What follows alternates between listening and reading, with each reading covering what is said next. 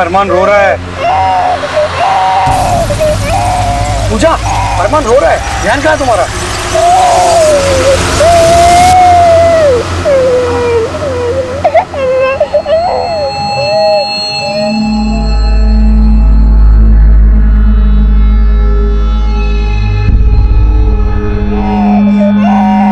अरे अभी तक क्यों रो रहा है वो? पूजा, इसमें तो दूध ही नहीं है। तुमने दूध गर्म किया था ना?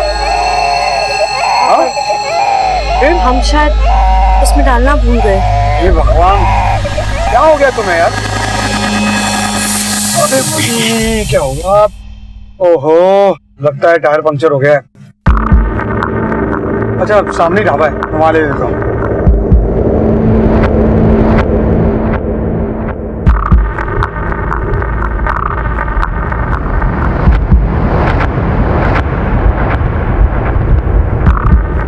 अरे यार, पीछे वाला टायर पंचर हो गया। ओहो, आप टायर चेंज कीजिए, मैं जरा ये ढाबे में वॉशरूम होकर आती हूँ। एक काम करो, तुम ढाबे में जाओ और दूध ले लो इसके लिए।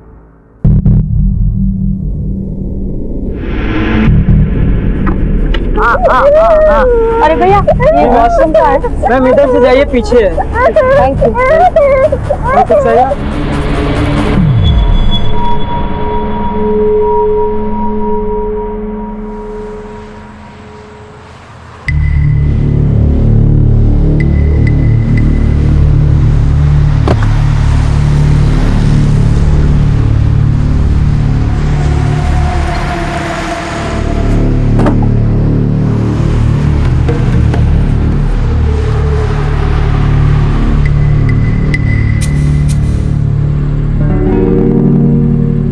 अरे वो भैया, वो एक बच्चे के साथ एक औरत थी जो टॉयलेट में गई थी, पीछे का पीला और काला सलवार सूट पहन के। देखा क्या उनको? हाँ, काफी टाइम पहले देखा था, बाथरूम गई थी।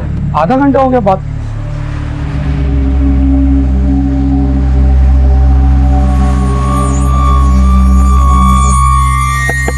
पूजा, पूजा,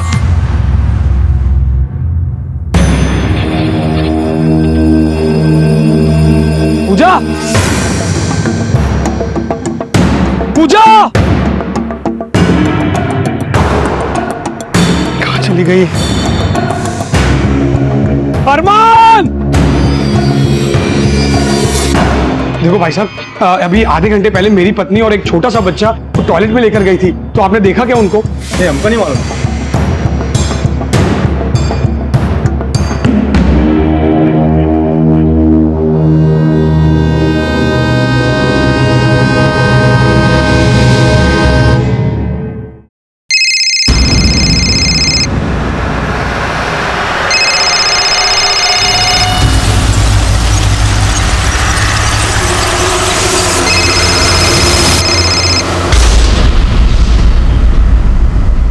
नमस्कार, आदाब।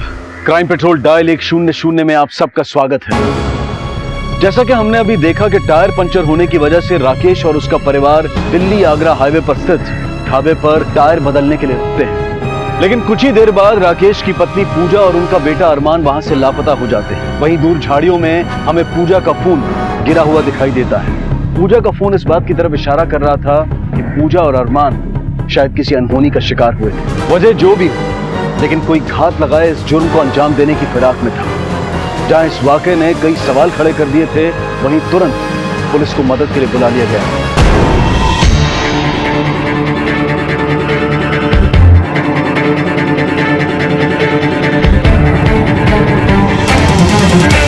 सर, हम ही आपको फोन किए थे। हमारे यहाँ पर हाईवे पर आकर गाड़ी खराब हो गई थी और मैं यहाँ इस एरिया में किसी को जानता तक नहीं। लगता है टायर पंक्चर हो गया है। सामने ढाबा है, वहां ले देता हूँ। आप टायर चेंज कीजिए, मैं जरा ये ढाबे में वॉशरूम होकर आती हूँ। हमारी बीवी यहाँ पर पीछे टॉयलेट में गई थी। उसके बाद जब हम चेक करने गए तो हमको कोई मिला ही नहीं वहां पर।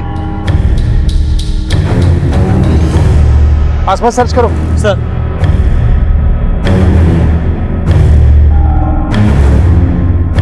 या आप लोग में से किसी ने कुछ देखा है? आप तो यहीं बाहर बैठे हुए हैं, उस औरत या बच्ची को देखा आपने? नहीं साहब, हमने तो कुछ भी नहीं देखा। पीछे की तरफ बाथरूम के पास से कोई चीखने चिल्लाने की आवाज? नहीं साहब, मैं तो टॉयलेट भी गई थी लेकिन वहाँ कोई नहीं था। ढाबे का ऑनर कौन है? हाँ साहब, मैं हूँ। बाहर आइए। यहाँ पे कौन कौन काम करता है? तुम करते हो यहाँ पे? तुम दोनों ही हो? हाँ सर। ये सब तुम लोगों ने किया है ना? बोलो। ना ना साहब, हमने नहीं किया साहब। हम बहुत गरीब लोग हैं साहब। बरसों से इस ढाबे पर बहुत ईमानदारी से काम कर रहे हैं साहब। हम किसी औरत को क्यों गायब करेंगे साहब? सच्ची बोलते साहब, हम लोगों ने किसी को गायब नहीं किया साहब। तुम ढाबे के पास आए और तुम्हारी गाड़ी पंचर हो गई। जी सर। फिर तुम्हें टायर में कील मिला। हाँ। तुम्हारा ढाबा है ना? हाँ साहब। क्या चल रहा है? औरत बच्चे गायब हो रहे हैं यहाँ पे? नहीं साहब, हमारे ढाबे में ऐसा कुछ नहीं होता है। हमारा ढाबे का रिकॉर्ड साफ है साहब। साहब, उस आदमी और औरत को हम जानते भी नहीं है। हमने कुछ नहीं किया साहब। तुम्हें शक है किसी को? नहीं सर, हम तो एक नौकरी पेशा आदमी है और हमारी बीवी पूजा वो साधारण सी हाउसवाइफ है। हमारी किसी से क्या दुश्मनी हो सकती है सर? काम क्या करते हो? सर, हम आगरा के एसएच बिल्डर्स के यहाँ पर प्रोजेक्ट सुपरवाइजर हैं। सर यहाँ आसपास ऐसा कोई क्लू नहीं मिला जिससे ये पता चल सके इनकी मारपीट या कुछ छीना झपटी हुई हो। सर, ये झाड़ियों में ये मोबाइल मिला है। सर, ये तो पूजा का मोबाइल है। सर, जरूर कुछ ना कुछ गड़बड़ जरूर हुई है सर। सर, मेरी पत्नी पूजा, सर, बेटा अरमान है sir. Please sir, please please ढूंढिए ना सर, कैसे भी करके प्लीज सर। ठीक है, हमारे साथ थाने चलकर FIR दर्ज करवाइए।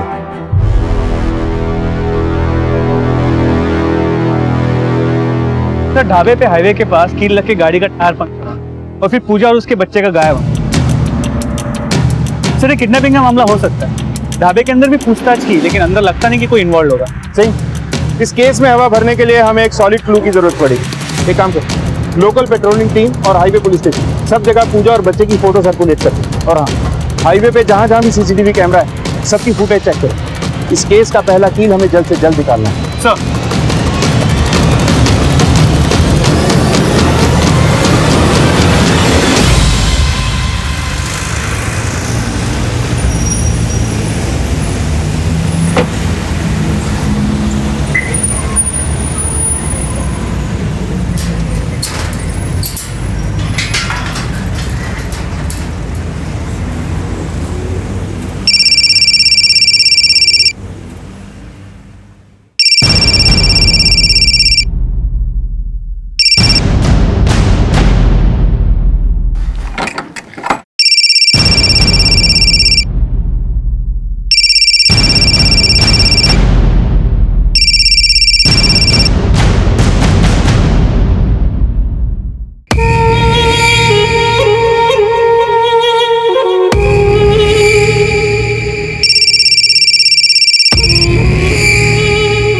अगर तुमने मेरे पैसे टाइम पर नहीं दिए ना तो तुम बहुत बड़ी मुसीबत में पड़ जाओगे।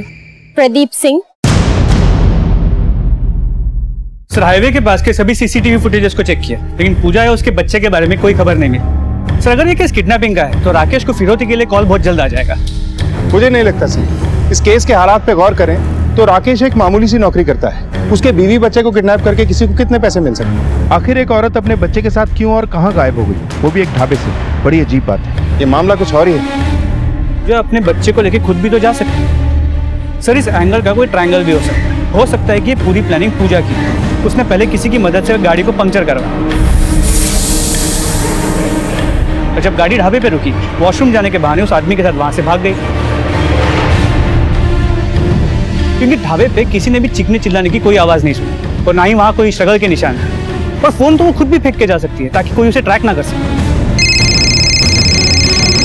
ये एंगल हो सकता है और ये भी हो सकता है कि राकेश का ही किसी से अफेयर है और वो अपनी पत्नी पूजा और बच्चे को रास्ते से हटाना चाहता हो। जी सर, ये भी हो सकता है। होने को तो बहुत कुछ हो सकता है सर। राकेश के पड़ोसियों से राकेश और पूजा के बारे में पूछताछ करो और राकेश जिस ऑफिस में काम करता है वहां से भी पूछताछ करो और राकेश के साथ साथ पूजा के भी कॉल रिकॉर्ड खंगा लो। अगर लव अफेयर या कोई और एंगल है तो कुछ न कुछ हाथ जरूर लगे। सर,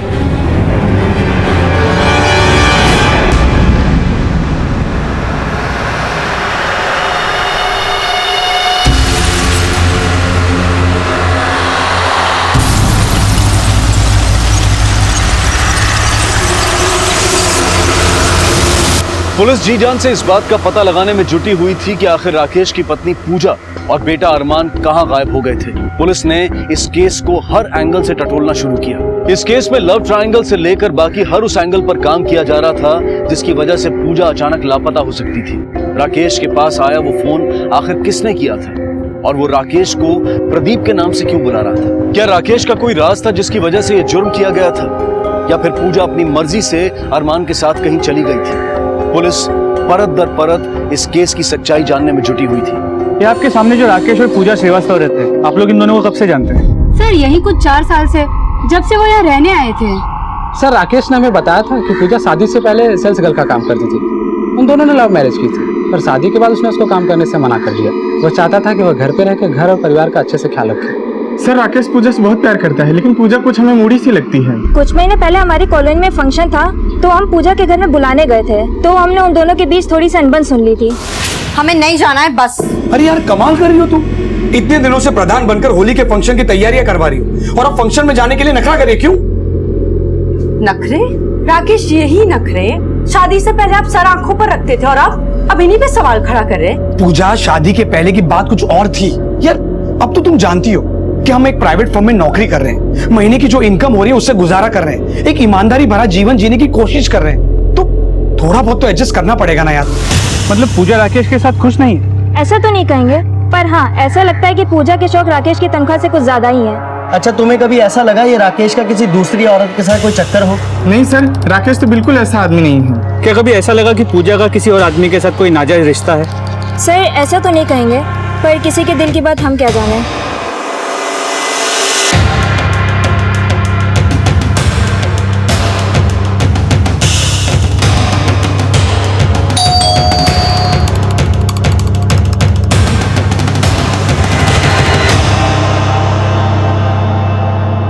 पूजा के कॉल रिकॉर्ड्स में एक नंबर है जिससे वो बहुत ज्यादा बात किया करती थी। वो नंबर किसी गुंजन शर्मा के नाम पे रजिस्टर्ड है, पर वो नंबर फिलहाल स्विच्ड ऑफ है। इस गुंजन का एड्रेस निकलवाओ और वहां जाके इसके बारे में पता करो। और वो राकेश, उसके ऑफिस से कुछ हाथ लगा?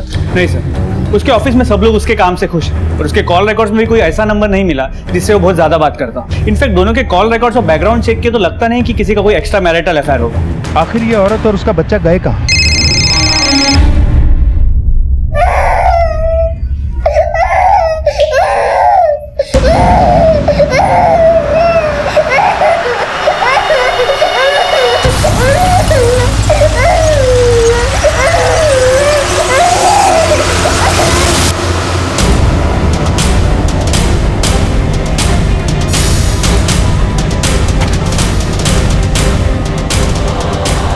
सुनिए जरा बाहर आई।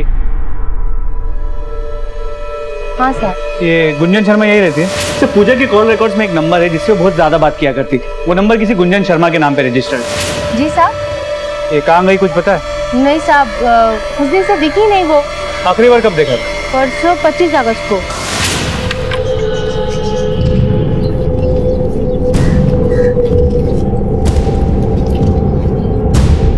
अरे गुंजन कहाँ जा रही हो? अरे भाभी मैं ना अभी थोड़ा जल्दी में हूँ, बाद में आके आपसे बात करूँ, ठीक है? ये घर उसी का है खुद का? नहीं साहब, वो तो किराए पे रहती है। किसका मकान? ये अल्ताफ भाई का घर है। गुंजन एक सीधी सादी लड़की है साहब। 6 महीने पहले वो हमारे से किराए पे मकान लेने आई थी, और जहाँ तक मैं जानता हूँ वो सिलाई और कढ़ाई करके अपने खर्चे निकालती है। गुंजन का कोई दोस्त या रिश्तेदार जो उसे मिलने आता हो? नहीं साहब, वो अकेली ही रहती है। जहाँ तक मैं जानता हूँ उससे मिलने के लिए आज तक कोई आया नहीं। आपको कुछ आइडिया है कि वो यहाँ आने से पहले कहाँ रहती थी? नहीं साहब, वो तो नहीं मालूम। ना उसने कभी बताया, ना मैंने कभी कोई देखा। कोई अंदाजा है कि अभी वो गई कहाँ है? नहीं साहब, वो तो नहीं मालूम।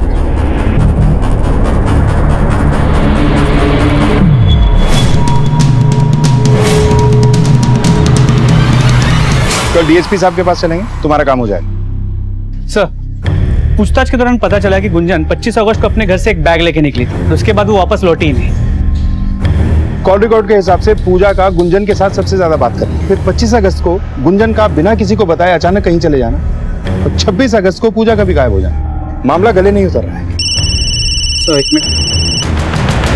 हेलो, क्या?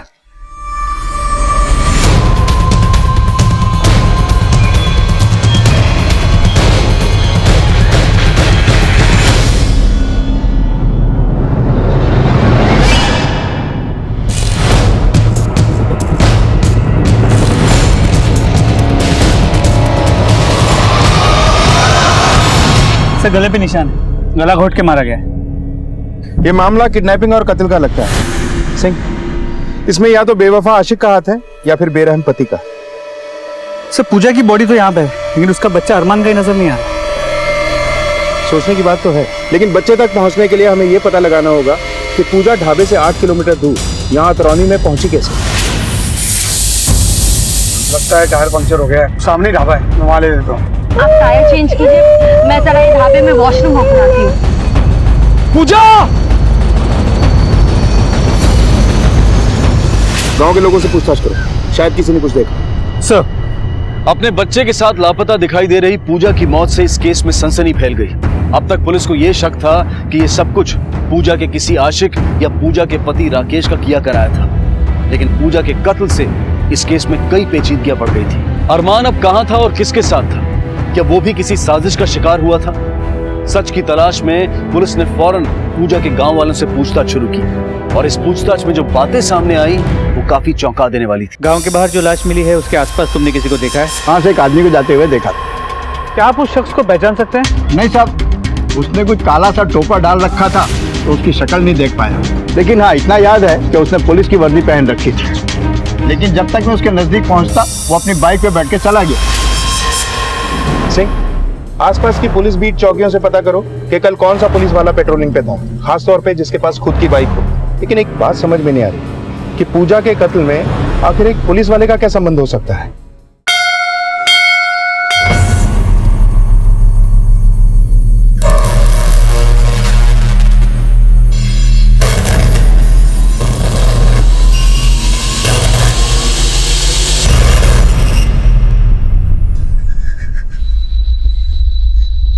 आपकी पहचान में कोई पुलिस वाला है? नहीं सर। याद कीजिए, पिछले कुछ दिनों में आपको या पूजा को कोई पुलिस वाला मिला हो? नहीं सर।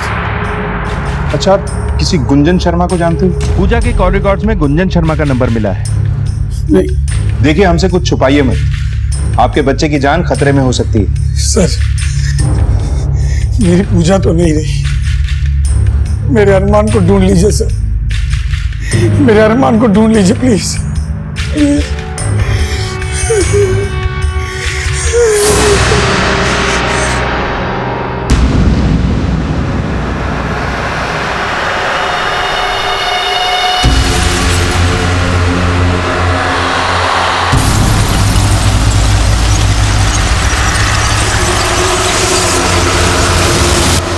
सर अतरौनी के पास के कुल 15 पुलिस चौकी में पूछताछ की, लेकिन उस दिन उस गांव में किसी भी पुलिस वाले का आना जाना नहीं हुआ। सिंह, पता करो कि आगरा और उसके आसपास हाल फिलहाल में कोई भी पुलिस वाला कहीं सस्पेंड हुआ है क्या? अगर हुआ है तो उसका पूजा और राकेश से क्या संबंध है? ये राकेश जरूर हमसे कुछ ना कुछ छुपा रहा है। सर,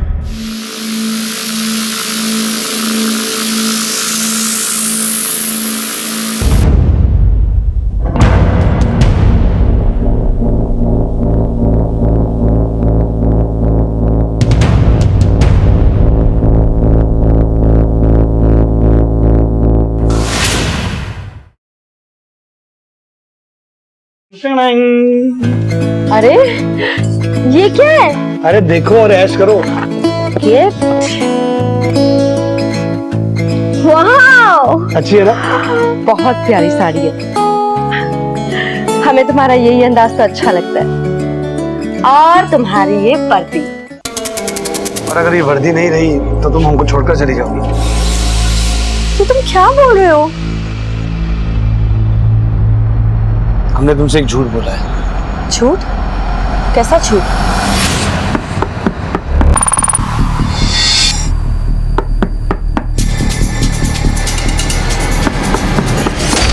सर पोस्टमार्टम रिपोर्ट के मुताबिक 26 अगस्त को सुबह 8 और 10 के बीच पूजा को गला घोट के मारा गया। फिजिकल असॉल्ट या मोलेस्टेशन के कोई निशान? नहीं सर। और वो सस्पेंडेड पुलिस वाले के बारे में जो पता करने के लिए कहा था, उसका कुछ पता चला? उसने पुलिस की वर्दी पहन रखी थी। सर आगरा है उसके आसपास के किसी भी पुलिस थाने में पिछले 2 साल में कोई भी पुलिस वाला सस्पेंड नहीं हुआ है। आखिर ये पुलिस वाला हो कौन सकता है? सर ये गुंजन के कॉल रिकॉर्ड्स, इसके मुताबिक 26 तारीख को उसकी मोबाइल की लोकेशन ढाबे की थी। सर इस पूजा और अरमान की किडनैपिंग और पूजा के मर्डर में इस गुंजन का कोई कनेक्शन हो सकता है? बिल्कुल हो सकता है, क्योंकि गुंजन भी 25 अगस्त से लापता है। इसका फोन ऑन हुआ? नहीं सर, अब तक नहीं हुआ। सिंह, इस केस में गुंजन का मिलना बहुत जरूरी है। पता करो कि गुंजन का सिम कहाँ से खरीदा गया, ताकि उसकी हिस्ट्री निकालकर ये पता कर सके कि गुंजन और पूजा का आपस में क्या कनेक्शन है। सर गुंजन और पूजा एक दूसरे को बहुत अच्छे से जानते हैं, फिर राकेश ने ये क्यों कहा कि वो गुंजन को नहीं जानता? किसी गुंजन शर्मा को जानते हो? नहीं। एक काम करो, राकेश के पड़ोसियों से पूछताछ करो, क्या किसी ने गुंजन और पूजा को आपस में मिलते हुए देखा है? और ढाबे पे भी पूछो, क्या 26 अगस्त को किसी ने गुंजन को वहां देखा है?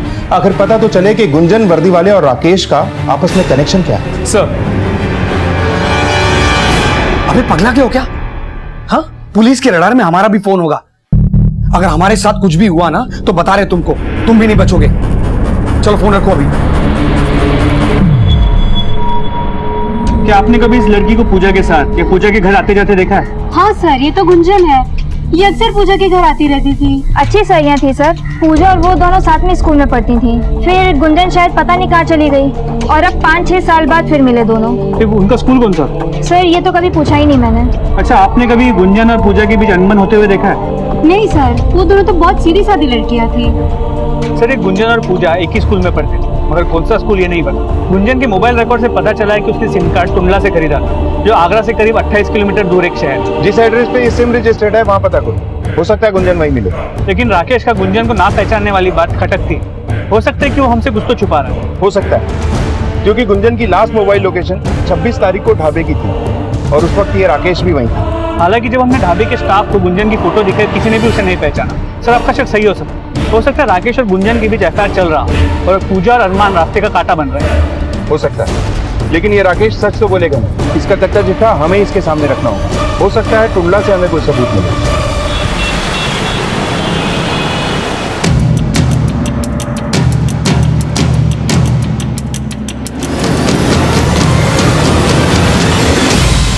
अपनी बहन को कहाँ छुपा के रखा है? सच बता। छुपा के? सर हम तो उससे खुद ही 6 महीने से नहीं मिले। देख गुंजन एक मर्डर केस में शक के दायरे में, अगर तू उसे छुपा रहा है तो खुद अंदर जाएगा। सर हम क्यों छुपाएंगे कुछ, हम सच बोल रहे हैं। वो एक अच्छी लड़की है, वो तो घर बेचने की बात पे हमारी अनबन हो गई और नाराज होकर वो आगरा चली गई। पूरी बात बता। सर ये हमारा पैतृक घर है, वो इसे बेच के आगरा में एक फ्लैट लेना चाहती थी जिसमें वो अपना टेलरिंग ट्रेनिंग सेंटर वगैरह खोल सके। हमने मना कर दिया और गुस्से में आके यहाँ तक कह दिया कि इस घर पे तुम्हारा कोई हक नहीं है।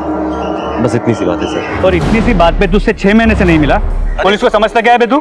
सर उसने खुद ही बोला था कि हमसे कांटेक्ट मत करो, फिर हमको भी थोड़ा सा ईगो आ गया बस।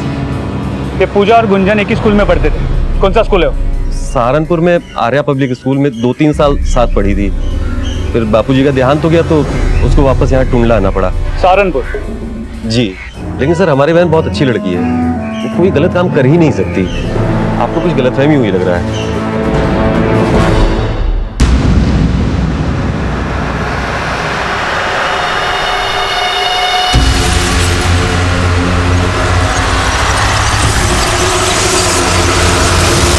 पूजा की मौत की गुत्थी इस केस के हर मोड़ पर और भी उलझती जा रही थी। पूजा के साथ गुंजन का मोबाइल लोकेशन मिलना कई सवाल खड़े कर रहा था। आखिर कहां थी गुंजन और उसका पूजा की मौत और अरमान के लापता होने से क्या कनेक्शन? अरमान इस वक्त जिन लोगों के साथ था वो लोग कौन थे और अरमान इनके पास कैसे आया था? क्या पूजा के बाद अरमान की जान को भी खतरा था? अब तक की घटनाओं से एक पुलिस वाले का नाम सामने आया था। आखिर कौन था ये पुलिस वाला और पूजा के कत्ल में उसका क्या रोल था? इस केस का अगला पड़ाव पुलिस के लिए इतना चौंका देने वाला था कि इस पड़ाव के बाद इस केस की दिशा और दशा दोनों की बदल गई। सर ये पूजा सहारनपुर से थी, तो हो सकता है कि राकेश भी उससे सहारनपुर में ही मिला। सहारनपुर में राकेश के बारे में पता करो, खबरी को बोलो कि राकेश पे नजर रखे। मैं राकेश के घर का सर्च वारंट निकलवाता हूँ। अब तो इस गेम की बैंड बजानी ही पड़ेगी।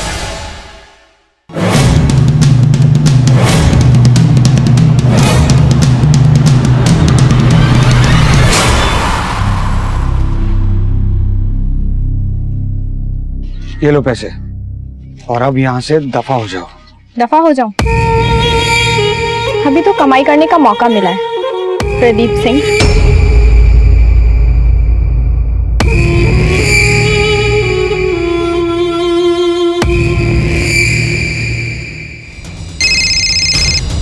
हाँ गुप्ता बोलो। क्या?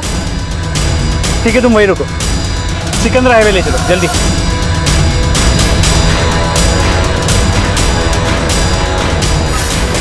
सलाम साहब। कहाँ पे? सर इधर से। लाश पूरी तरह सड़ चुकी है, आसपास चेक करो कुछ मिलता है क्या?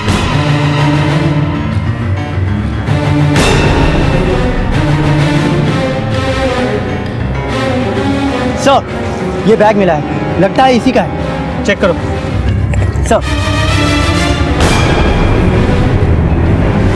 पूजा के कॉल रिकॉर्ड्स में एक नंबर है जिससे वो बहुत ज्यादा बात किया करती। वो नंबर किसी गुंजन शर्मा के नाम पे रजिस्टर्ड है। हाँ सर, ये तो गुंजन है, ये अक्सर पूजा के घर आती रहती थी। टिकट ले जाके पता करो कि बस का रूट क्या है, उसके साथ आईडी भी ले जाओ। चेक करो कि 25 अगस्त को बस में यही ट्रेवल कर रही थी या कोई और। सर ले जाओ। पूजा अपने बेटे के साथ एक ढाबे से गायब हुई थी। गुत्थी के सिरे तराशती पुलिस को उसकी लाश मिली और अब उसकी सहेली गुंजन की लाश ने तो केस को एकदम से पलट कर रख दिया। बड़ा सवाल अब भी ये था कि बच्चा कहाँ था। पुलिस बच्चे की तलाश में जुटी थी।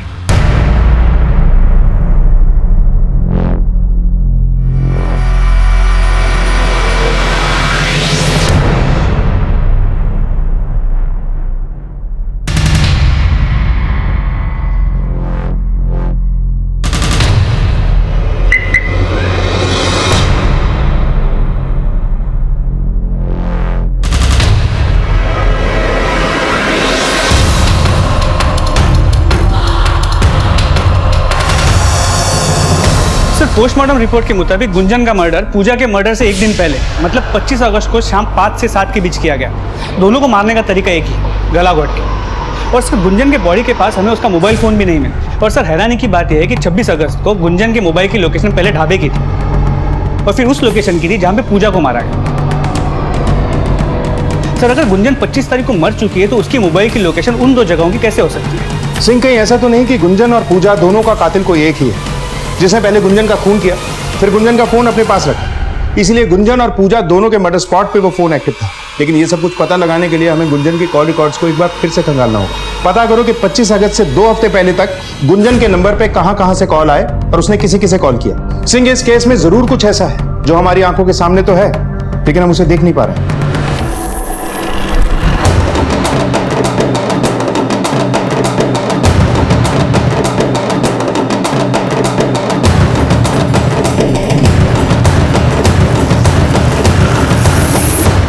सर गुंजन के कॉल रिकॉर्ड में ये नंबर मिला है जिससे गुंजन ने 24 और 25 अगस्त को 4 से 5 बार फोन किया और उस नंबर से भी गुंजन को 3 से 4 बार कॉल आए। सर ये नंबर किसी वीरेन चुग के नाम पे रजिस्टर्ड है। जब हमने वीरेन चुग से बात की तो उसने कहा कि वो तो गुंजन को जानता ही नहीं, लेकिन वो पूजा को जानता है। हेलो सर, अभी मैंने राकेश की गाड़ी में एक लड़की को बैठते देखा। देखो हमको एक बात समझ में नहीं आ रही, क्यों हमारा पीछा कर रही हो तुम? अरे इतने सारे पैसे तो दे चुके हैं यार तुमको। अरे हम माफी मांगते हैं उस बात की तुमसे।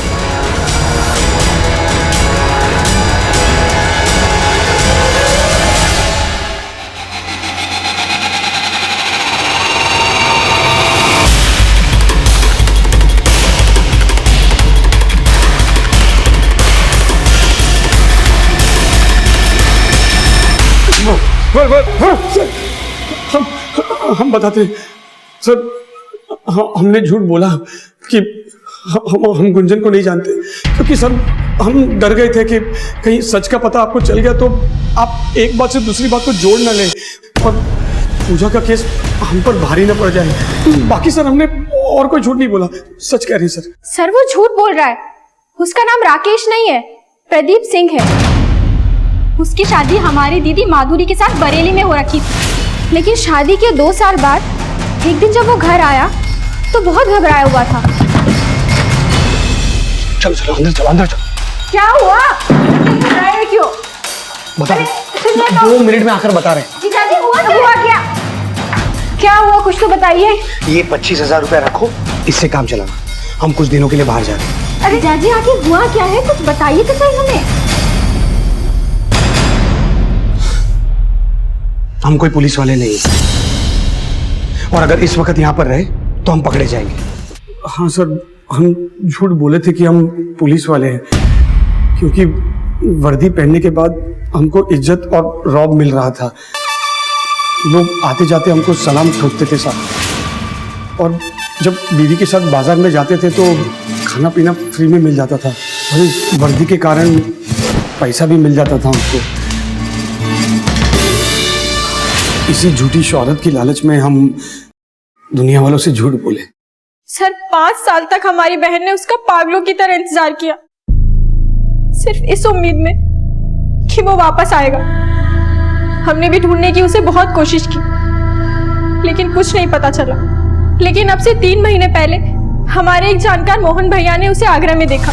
हाँ माधुरी, मैं सच बोल रहा हूँ। तुम्हारा प्रदीप आगरा के वशिष्ठ कॉलोनी में राकेश श्रीवास्तव के नाम से रह रहा है और वो वहाँ किसी बिल्डर के यहाँ सुपरवाइजर का काम कर रहा है। क्या? तो भैया आप अपने साथ क्यों नहीं लेके आए उन्हें? अरे हम तो उससे मिले ही नहीं माधुरी, लेकिन इतना पता चला कि वो शादी कर लिया है और उसका एक बच्चा भी है। नहीं सर, आप ये क्या कह रहे हैं? ज्यादा नाटक मत करो। तुम भी जानते हो कि तुम्हारी पहली पत्नी ने तुम्हारी बेवफाई के बारे में जानकर 3 महीने पहले ही आत्महत्या कर ली थी। बोलो। आत्महत्या? रीटा ने तो हमको इसके बारे में कभी कुछ बताया भी नहीं। सर, झूठे से झूठ बोलकर हमने कोई गलती नहीं की है। उसकी वजह से हमारी बहन ने आत्महत्या की। तभी हमने सोच लिया था कि हम इसे चैन से जीने नहीं देंगे, इसलिए हम 1 महीना पहले आगरा आए और सीधा उसके घर के पास जाकर उसे धमकी दी। अगर तुमने हमारी दीदी के लिए पैसे नहीं दिए ना, तो तुम्हारा सारा झूठ तुम्हारी इस दूसरी बीवी के सामने रख देंगे। देखो मेरी सर, ये सच है कि हम नकली पुलिस ऑफिसर बनकर बहुत गलत किए। बरेली से भागने के बाद जब हम सहारनपुर आए, तब भी हम 1-1.5 साल तक इस वर्दी का इस्तेमाल करते रहे और इस दौरान हमको पूजा से प्यार हो गया।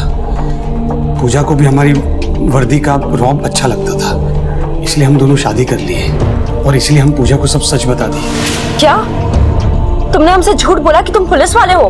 लेकिन हम कोई बहुत बड़ा जुर्म नहीं किए, बस यूं ही। पर तुमसे शादी करने के बाद अब हम ये झूठी जिंदगी नहीं जीना चाहते। बहुत प्यार करते हैं तुमसे। सर, हम सच कह रहे हैं। हमने प्रदीप से पैसे सिर्फ उसे परेशान करने के लिए मांगे थे, लेकिन सर हमने किसी का खून नहीं किया है। खून किया है या नहीं इसका पता तो हम लगा ही लेंगे, लेकिन ब्लैकमेल करने के जुर्म में तुम्हें हवालात की हवा तो खानी ही पड़ेगी। ये 2 सिम वाला फोन, एक से रीटा को फोन करता था ना, ताकि किसी को पता न चले। ये नंबर तूने किसी को दिया भी नहीं था। पूजा और गुंजन को क्यों मारा?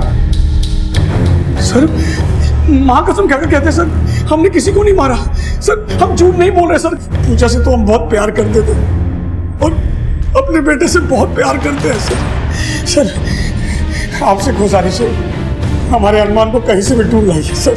अब जब तक वो मिल नहीं जाता और तुम्हारा सच सामने नहीं आ जाता, तुम हमारे मेहमान ही रहोगे। Sir, sir please sir. Sir, ये गुत्थी तो उलझती ही जा रही है। सिंह, एक बार फिर वीरेंद्र चुग से मिलते हैं, जिनका नंबर हमें गुंजन की कॉल रिकॉर्ड से मिला था।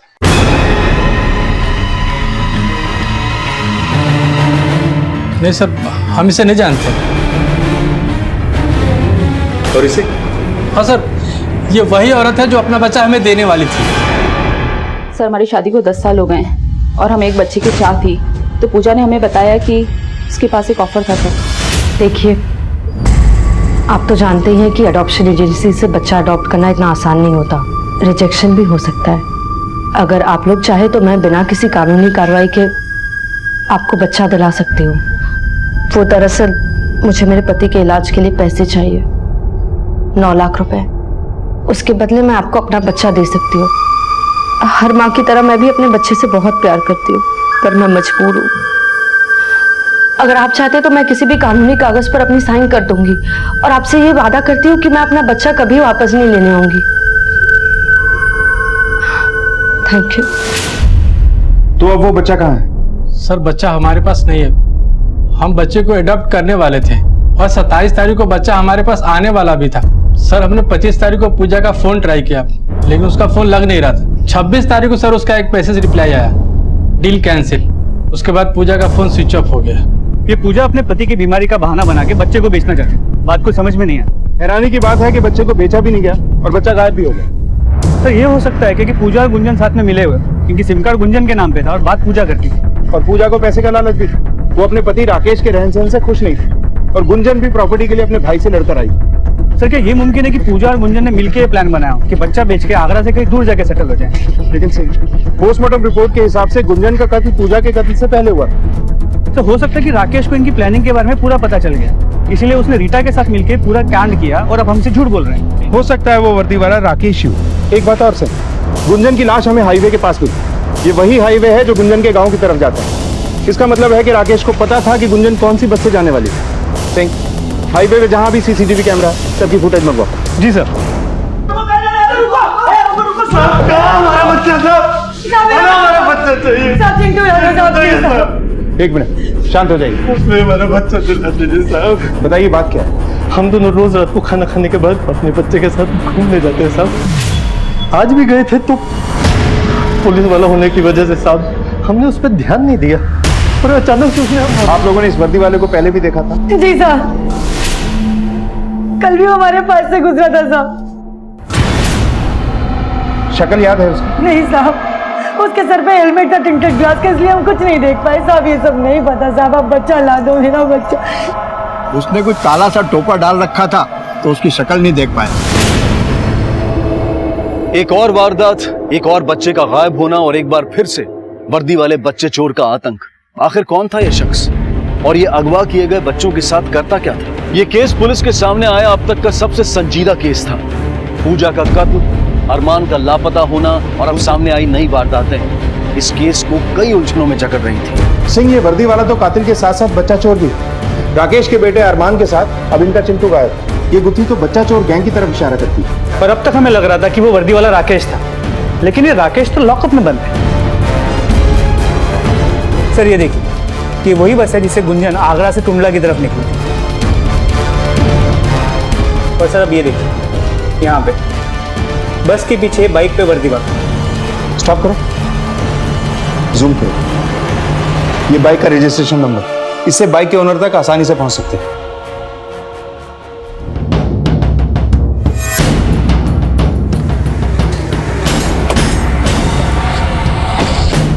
पूरे घर को छान मारो। सर बहुत शौक है ना तुझे वर्दी खेलने का?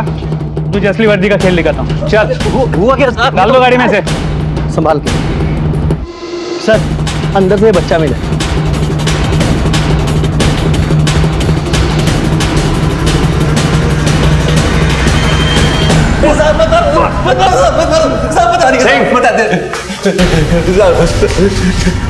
साहब हम ही वो नकली पुलिस वाले, पैसों की लालच और वर्दी की आड़ में हम ही बच्चों को अगवा किया करते थे। मतलब इस पूरे कांड का मास्टरमाइंड तू ही है? नहीं साहब, हम नहीं, पूजा साहब। पूजा? जी साहब, पूजा को हम तब से जानते हैं जब वो गुंजन के साथ स्कूल में पढ़ती थी। गुंजन ने उसे बताया था कि विनोद भैया के पास काम नहीं है, काफी परेशान रहते हैं। लेकिन पूजा ऐसा कर क्यों रही? साहब वो राकेश की कमाई से खुश नहीं थी और ऐसे अनाथालयों को जानती थी जहाँ से वो उन लोगों के नंबर निकाल लेती थी जिन लोगों को बच्चे चाहिए थे। लेकिन बच्चे आते कहाँ से? साहब हम बच्चे कहीं से भी चुरा लेते थे। तो उसे मारा क्यों? किस बात के लिए हम तुम्हें ज्यादा पैसे दें? अब तक तुझसे पे की बच्चा चुराया है, और क्लाइंट ढूंढने से लेकर बच्चा चुराने तक पूरा दिमाग हमारा होता है, तुम्हारा नहीं। जो भी पैसा कमाते हैं ना, वो वर्दी की वजह से कमाते हैं, तुम्हारी वजह से नहीं। तुम नहीं तो कोई और सही। 28 अगस्त को हमें कुछ भी करके चुग और उसकी पत्नी को बच्चा देना था। हमने सोचा ये डील हम अकेले कर लें और पूरा पैसा ले लें और पूजा वो साइड कर दें। मतलब गुंजन भी तुम्हारी पार्टनर? नहीं साहब, गुंजन को तो इस बारे में कुछ पता ही नहीं था। गुंजन को किसने मारा? साहब एक दिन गुंजन पूजा के घर गई और गलती से उसका मोबाइल पूजा के यहाँ ही छूट गया। इत्तेफाक से उस दिन पूजा का मोबाइल खराब था। गुंजन के मोबाइल से उसने चुग को फोन लगा लिया। दूसरे दिन गुंजन अपना मोबाइल वापस ले आई, तभी चुग का मैसेज गुंजन के मोबाइल पे आया। ये तुम्हारा एसएमएस है ना, जो तुम्हारे क्लाइंट ने भेजा था और गलती से मेरे मोबाइल में आ गया और मैंने पढ़ भी लिया है। तुम्हारा और पूजा का भांडा तो मैं पुलिस और गांव वाले में जाके फोड़ती हूँ। और हाँ, तुम प्रॉपर्टी की बात कर रहे थे ना, मैं तो चली जाऊंगी आराम से टुंडला, और देखना वहां पे ना प्रॉपर्टी बेच के आगरा में फ्लैट लूंगी, और तुम और पूजा सड़ते रहना जेल में। हम डर गए साहब। हमने सोचा कि अगर पूजा पकड़ी जाएगी तो हम भी पकड़े जाएंगे, इसीलिए जब वो 25 तारीख को आगरा से निकली ना,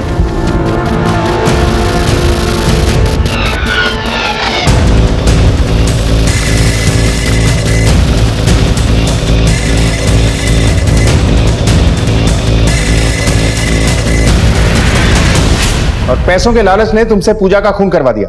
ढाबे के पास हाईवे पे कील तुम्ही ने रखे थे ना। तुम्हें पता था कि पूजा राकेश के साथ एक दिन के लिए दिल्ली घूमने जा रही है। जी साहब। पूजा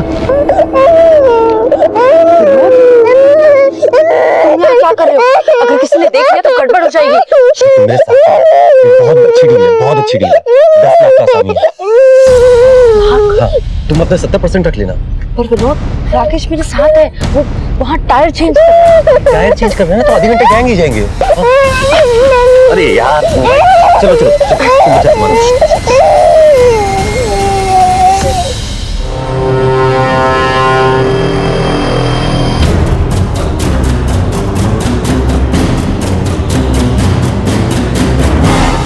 बच्चे को तूने चुक को तो नहीं दिया? नहीं साहब, हमारे पास एक दूसरी पार्टी भी थी जिसको बच्चा चाहिए था। हमने वो बच्चा उस पार्टी को 3 लाख में बेच दिया। एक तो पुलिस की वर्दी पहन के पुलिस को बदनाम करता है, दूसरा मासूम बच्चों को उनके माँ बाप से अलग करता है। साहब,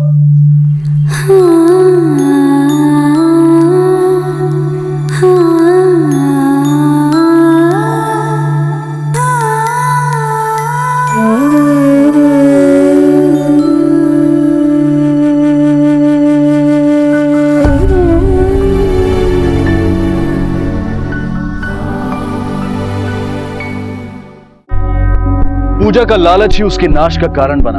उसने अपने सपनों को पूरा करने के लिए एक ऐसा रास्ता चुना जिसकी मंजिल की तरफ ध्यान देना उसने कभी जरूरी ही नहीं समझा। विनोद को आईपीसी की धारा 302 के तहत हत्या के लिए गिरफ्तार कर लिया गया। पुलिस ने इस रैकेट का पता लगाकर न जाने ऐसे कितने ही बच्चों की जिंदगियां बचा ली जो शायद होश संभालते ही जुर्म की काली दुनिया में कदम रखने वाले थे। ईमानदारी, मेहनत और लगन ही सफलता की कुंजी है।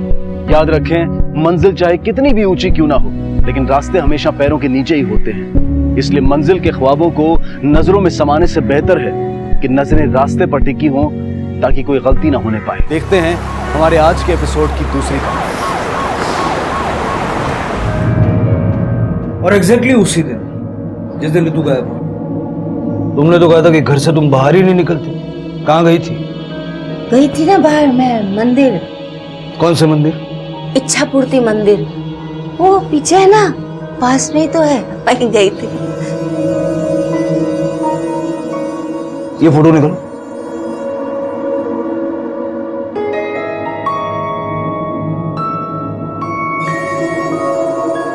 ये फोटो लो और इच्छा पूर्ति मंदिर जाओ, पता करो कि ये वहां गई भी थी या नहीं। पता तो चले सच बोल रही है या झूठ।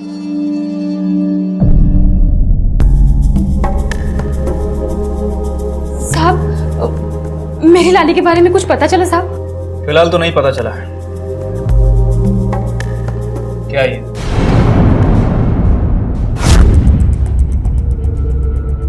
साहब, वो मैं उस दिन खाई में थी तो। ऐसी कैसी खाई? इतनी छोटी बच्ची नहीं दिखी तुम्हें? चलो मान लेते हैं कि तुम जल्दी में थी, बच्ची को धक्का लगा, लेकिन पीछे मुड़कर भी नहीं देखा। साहब, बाद में मेरे को बुरा लगा, लेकिन कोई दूसरा बच्चा होता तो उसके साथ भी यही करती तुम?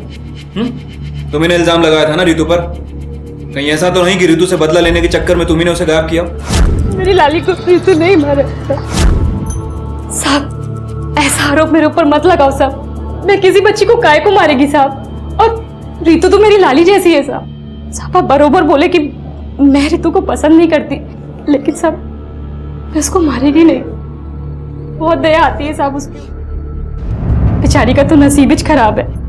साफ साफ बताओ क्या बोलना चाहती हो? ऋतु के माँ बाप को तो उसकी कुछ परिचय नहीं है। आखा दिन वो इधर उधर घूमती रहती है।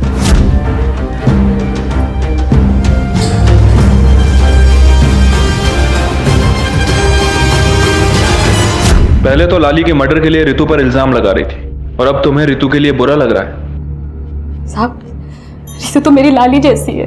मैं इसको कभी नहीं मारेगी साहब। काय को उसको मारेगी?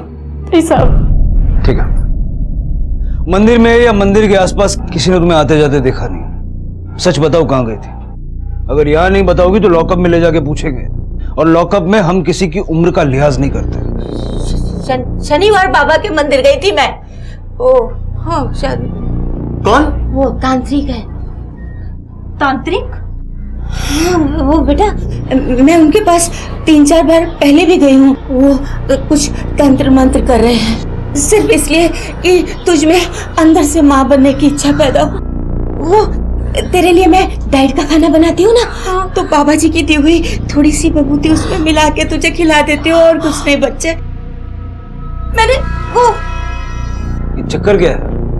जो बच्ची है आपकी, उसकी तो आप कोई परवाह नहीं करते, फिर से बच्चा चाहिए। सर ऋतु हमारी बेटी नहीं है, शी इज अडॉप्टेड। उसे गोद लिया था हमने। एक बच्चे को गोद लेना खिलौना खरीदने जैसा नहीं है कि जब मन भर गया तो उसे फेंक दिया जाए। ये एक ऐसी जिम्मेदारी है जिससे मुंह नहीं मोड़ा जा सकता। एक ऐसा दायित्व है जिसे शायद ऋतु के माता पिता और दादी कभी समझ ही नहीं पाए। सर, नीलम के कॉल रिकॉर्ड से ऐसे किसी भी शख्स का नाम सामने नहीं आया जो रितु को गायब करने में उसकी मदद कर सके। सर फोन ट्रायंगुलेशन रिकॉर्ड के हिसाब से जिस दिन रितु गायब हुई नीलम की लोकेशन सोसाइटी की थी, वो पूरे दिन सोसाइटी में ही थी। हाँ, लेकिन उसने इल्जाम लगाया कि रितु की फैमिली उसे लाइक नहीं करती, क्योंकि रितु उनकी सगी बेटी नहीं है बल्कि एडॉप्टेड है। मुझे भी अभी पता चला, और हो सकता है कि इसीलिए वो लोग रितु के साथ में बुरा सलूक करते हैं। गोखले, गोद लिए हुए बच्चों के घर से भाग जाने के बहुत सारे केसेस सामने आते हैं। ऐसा तो नहीं कि रितु भी भाग गई हो सकता है सर, स्पेशली जब उसे किसी ने उकसाया हो। गोखले, मुझे लगता है कि उसकी गुमशुदगी इस एडॉप्शन के एंगल से जुड़ी हुई, या फिर हो सकता है कि उसे किसी से डर था। सर ऐसा भी तो हो सकता है कि रितु ऐसा कुछ जानती हो जो किसी और को ना पता हो। जो भी है गोखले, लेकिन अगर रितु घर से भागी भी है तो उसकी जान को बाहर उतना ही खतरा है, क्योंकि इन सारे केसेस में रितु का नाम कहीं ना कहीं जुड़ा हुआ है। 2 बच्चियों की हत्या और अब खुद रितु का गायब हो जाना। इससे पहले कि उसे कुछ हो जाए हमें उसे ढूंढना पड़े। Okay sir. सच चाहे जो भी हो, लेकिन रितु की गुमशुदगी के पीछे उसके परिवार की लापरवाही एक बहुत बड़ा कारण था। और पुलिस के अनुसार रितु की गुमशुदगी जो सिर्फ हादसे नहीं थे बल्कि सोची समझी हत्याएं थी।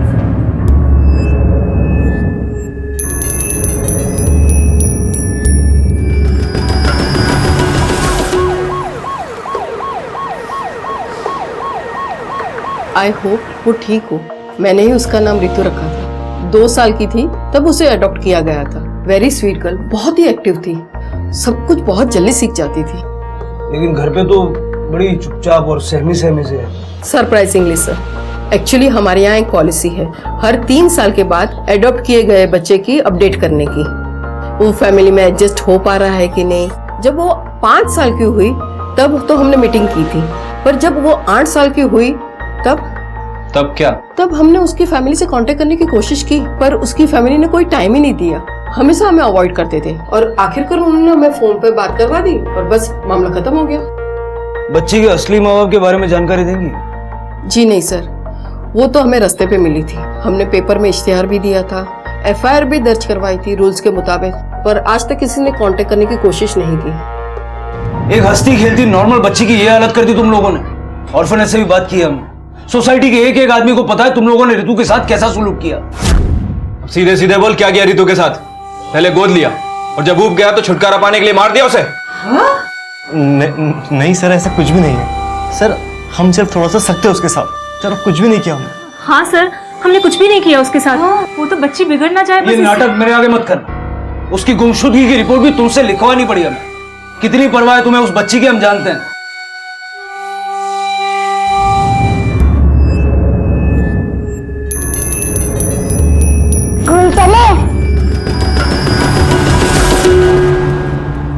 सर, हमने जो रितु का फोटो सर्कुलेट करवाया था काम कर गया है। दहिसर के किसी एरिया में उसे स्पॉट किया गया। दहिसर? पता करो दहिसर में एग्जैक्टली कहां देखी गई थी। आसपास का एरिया स्कैन करो, लोगों से पूछताछ करो। Okay sir.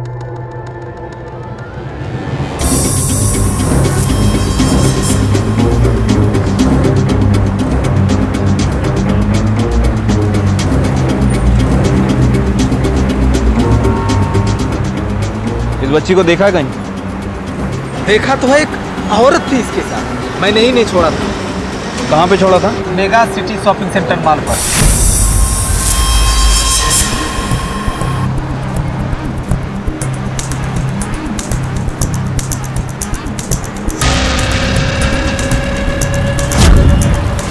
अच्छा, जो औरत थी उसकी शक्ल याद है? शक्ल तो याद नहीं है, लेकिन उसने बहुत अच्छे कपड़े पहने थे। स्केच तो बनवा सकते हो ना? थोड़ी मदद कर सकता हूँ। ठीक है। इस बच्ची के साथ एक औरत थी जो इस मॉल में आया था, तो जानते हो इसके बारे में? हाँ साहब, ये बच्ची के साथ एक औरत तो आई थी, क्योंकि ये बच्ची गिर गई थी साहब और बहुत रो रही थी, लेकिन वो लोग अंदर नहीं आए, बाहर से बाहर ही चले गए। अच्छा, जो औरत थी उसकी शक्ल याद है आपको? शक्ल तो पूरी तरह से याद नहीं है साहब। स्केच बनवा सकते हो? कोशिश करूंगा।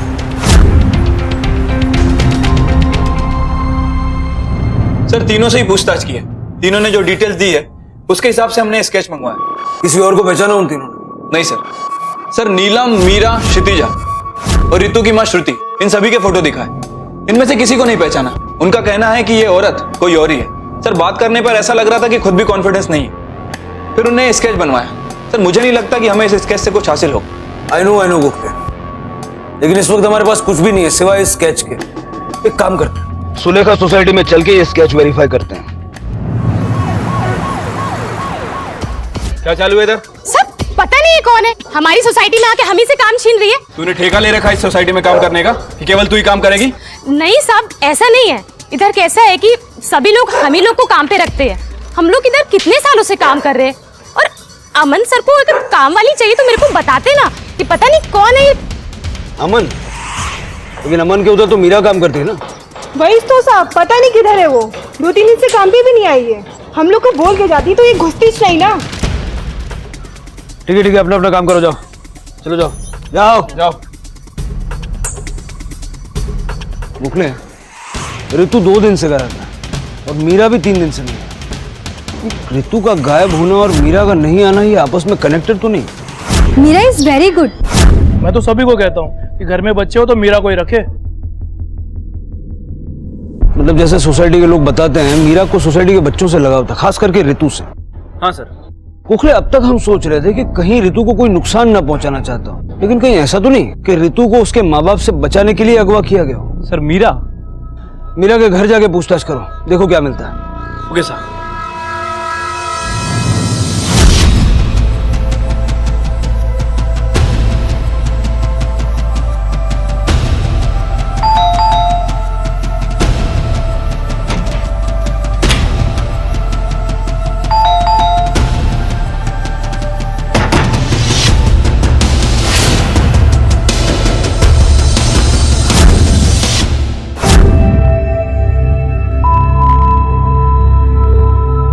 और तीसरी बच्ची ऋतु लापता थी और उसकी तलाश ने पुलिस को पहुंचाया मीरा की मौत तक। और विडंबना यह थी कि हर एक नई वारदात थी पुलिस के लिए नई बढ़त साबित हो रही थी। लेकिन अपराधी तक पहुंचने के लिए कभी ना कभी पुलिस का उससे एक कदम आगे पहुंचना बहुत जरूरी था। वक्त बहुत कम था और एक मासूम जान खतरे में थी, ऋतु की।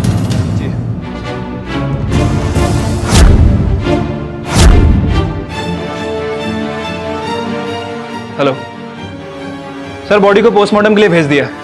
हाँ सर, तलाशी जारी है। 1 मिनट सर, मैं आपको बाद में कॉल करता हूँ।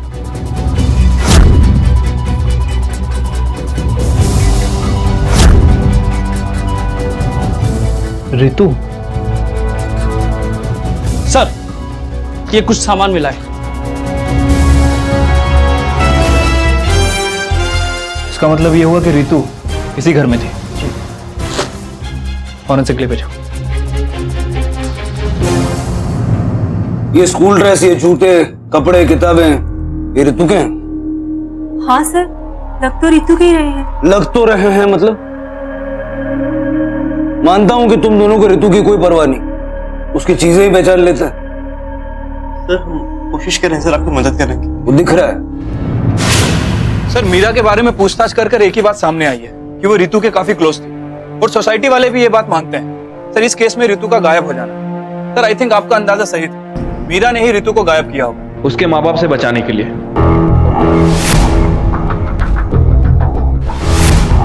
गोखले, सबसे पहला सवाल तो ये उठता है कि मीरा ने ऋतु को खुद से किडनैप किया या फिर किसी और के लिए सिर्फ अपने घर में रखा? और उससे भी बड़ा सवाल यह है कि ऋतु मीरा के मरने से पहले भागी या मीरा के मरने के बाद, या फिर कोई और था जो ऋतु को अपने साथ ले गया? सर इस केस में ऑलरेडी 2 बच्चियों की जान जा चुकी। सर मुझे नहीं लगता कि ऋतु के जिंदा होने के कोई चांसेस है। और सर अब ये मीरा की मौत। एक और एंगल है गोखले, ऋतु का बचपन काफी ट्रॉमेटिक रहा है। मतलब एक ऐसी बच्ची जो ऑर्फनेज से एक ऐसे घर में आई जहाँ किसी को उसकी परवाह। ऐसे बच्चे की दिमागी हालत क्या हो सकती? कहीं ऐसा तो नहीं कि ऋतु ने ही लाली, विजय और मीरा को मारा, फिर डर के मारे भाग गई? सर ऐसा भी तो हो सकता है कि ऋतु के साथ देखी गई औरत मीरा ही। ये कंफर्म करने का तो एक ही तरीका है। साहब मेरे को काहे सब लफड़े में घसीट रहे हैं? ए, जितना पूछ रहा हूँ जवाब दे। क्या यही वो औरत है? हाँ साहब, यही है वो। साहब अब मैं जाऊं? ठीक से देख और बता। लगती तो ऐसे ही हैं, पर बराबर बता नहीं पाऊंगा। एकदम पूरी गारंटी के साथ नहीं बोल सकता कि लड़की के साथ यही थी या नहीं। ठीक है जा। ठीक है साहब। बोल वो। सर वही हुआ जिसका डर था। इस केस से कंफर्म नहीं हो पा रहा है कि वो स्केच मीरा का है या फिर किसी और का। सर अभी भी ये सवाल बना हुआ है कि आखिर मीरा ने ऋतु का किडनैप क्यों किया। शायद हमें नए एंगल से सोचना चाहिए गोखले। ये भी हो सकता है कि मीरा की कोई पार्टनर थी जो मीरा को मार कर और ऋतु को लेकर चली, और हो सकता है कि वो स्केच शायद उसी का हो। मीरा का बैकग्राउंड चेक करो।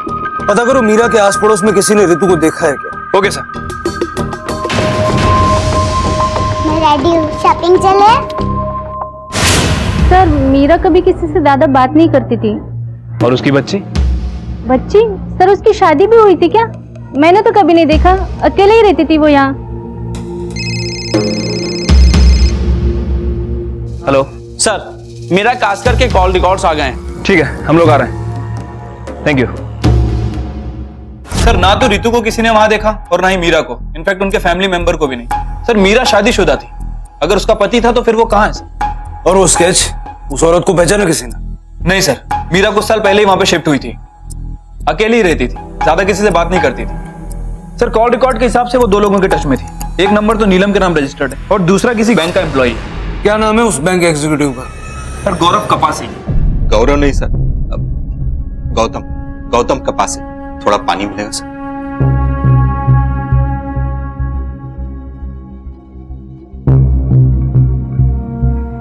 अब ठीक से बताओ क्या बोल रहे थे तुम? लोन मांग रही थी सर। समझो ना गौतम साहब। अरे नहीं हो सकता, बैंक में काम करता हूँ, इसका मतलब ये नहीं कि सबको उठाते लोन देता रहूं। अरे लेकिन पहले तो आप कुछ। पहले का टाइम अलग था, अभी का टाइम अलग है। नहीं हो सकता मतलब नहीं हो सकता। अरे अगर पैसे नहीं मिले ना तो मर जाऊंगी मैं, बहुत बड़ी बीमारी है।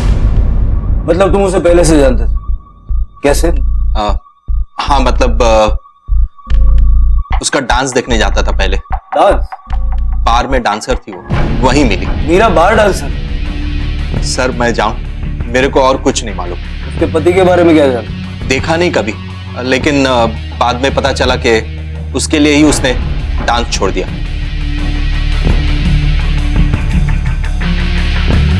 जाओ। गोखले मीरा बार डांसर थी, उसका वास्ता गलत लोगों से, क्रिमिनल्स से रहा होगा। हो सकता है कि उसके लिंक्स चाइल्ड ट्रैफिकिंग करने वालों के साथ भी हो। सर आपको लगता है कि मीरा ने रितु को किडनैप किया होगा?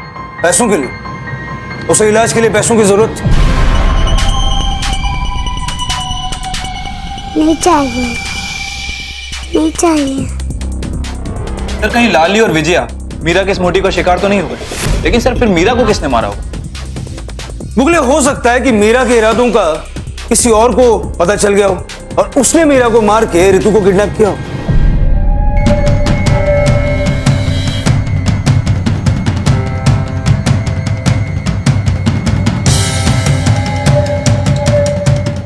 मुगले अगर रितु जिंदा है तो उस तक पहुंचने की हमारे पास एक ही घड़ी, और वो है मीरा। पुलिस के सामने अब भी कई सवाल थे। क्या मीरा ने रितु का अपहरण किया था या फिर वो सिर्फ उसे अपने पास सुरक्षित रखना चाहती थी? क्या मीरा इस काम में अकेली थी या फिर कोई उसकी मदद कर रहा था? रितु को आखिरी बार जिस औरत के साथ देखा गया था, क्या वो मीरा ही थी या फिर कोई और? मीरा के अतीत के काले राज के साथ सामने आई बच्चों की तस्करी की संभावना। यह साफ था कि रितु के माता पिता उसके प्रति निर्मम और क्रूर थे। ऐसी स्थिति में वो जहां भी थी, जिस किसी के भी साथ थी, उसका वहां खुश होना अजीब होने के साथ साथ स्वाभाविक भी लगता है। रितु जो डरी सहमी चुपचाप रहा करती थी, अब अचानक बोलने लगी थी। स्कूल चले? पर धीरे धीरे उसकी आवाज, ये खुशी दोबारा चुप्पी में तब्दील होती दिखाई दी। क्या वक्त रहते पुलिस उस तक पहुंच पाएगी इससे पहले कि रितु किसी बुरी घटना का शिकार हो जाए? सब बीमारी के बारे में तो मेरे को नहीं बताई वो। मीरा बार डांसर थी, कुछ पता है उसके बारे में? बार डांसर? नहीं साहब, मेरे को इसके बारे में कुछ नहीं मालूम, और अगर ऐसा कुछ होता तो मैं उसे अपने आजू बाजू भटकने भी नहीं देती। पैसों की तंगी को लेकर कभी कोई बात की थी उसने? बोलेगी या फिर ले चलूं थाने? वो सब एक बार वो मेरे को बोली पैसे के बारे में, लेकिन सब उसके बाद मेरे को नहीं मालूम साहब, बहुत समय हो गया। इसका मतलब मेरी विजय को मीरा ने मारा, वो मर गई, उसके पापों की सजा मिल गई उसे। विजू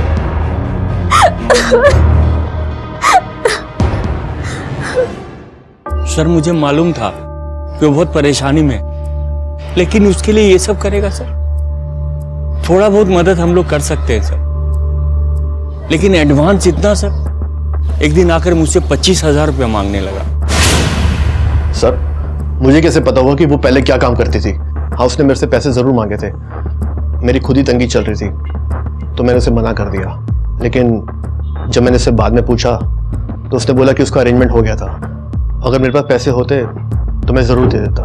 अरेंजमेंट हो गया मतलब? कब की बात कर रहा है? आई थिंक उसके गायब होने से पहले 1-2 दिन पहले की बात है। सर एक बात तो कंफर्म है कि मीरा पैसों के लिए डेस्परेट थी, किसी भी हद तक जा सकती थी। सर सोसाइटी में भी किसी ने उसकी मदद नहीं की और बैंक से भी उसका रिजेक्शन हो गया। सर आखिरकार इतना पैसा उसके पास आया कहां से? गोखले, कोई तो है जो अभी भी हमसे झूठ बोल रहा है, क्योंकि इतना तो हम जान गए कि लाली और विजया को धक्का देने वाला सोसाइटी में से कोई था। मेरी लाली को रितु नहीं मारा, क्योंकि सीसीटीवी फुटेज में भी बाहर का कोई आदमी आते या जाते दिखा नहीं। सब अपनी बिल्डिंग के लोग हैं, कोई भी बाहरी आदमी नहीं है। इस सोसाइटी में से कोई ऐसा हो सकता है जिसने रितु को गायब करवाने के लिए मीरा को पैसे दिए। तो रितु को गायब करने का फायदा किसे हो सकता है? सर रितु के माँ बाप, क्योंकि वो दोनों से छुटकारा पाना चाहते थे। और सर नीलम, सर कहीं ऐसा तो नहीं कि मीरा से काम निकलवा के रितु के माँ बाप ने उसे मार दिया ताकि सोसाइटी में किसी को शक ही ना हो? साहब मेरे खुद के पास भी तो इतने पैसे होने चाहिए ना। अपन गरीब आदमी है साहब, इतना पैसे किधर से लाएंगे? मैं चाह के भी उसकी मदद नहीं कर सकती थी साहब। ठीक है जाओ।